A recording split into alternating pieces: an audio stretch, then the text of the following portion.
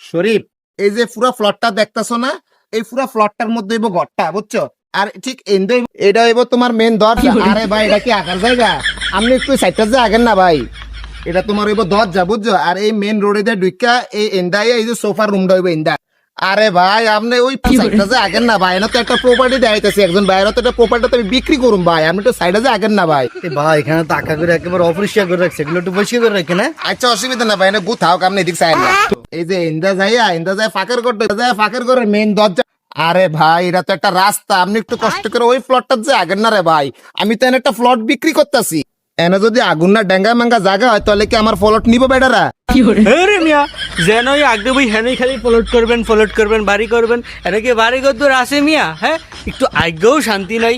ওই ওদিকে যাইতেছি, যদি আর ডিস্টার্ব করেন একবারে গু ধরে মুহর ভিতরে। হ্যালো।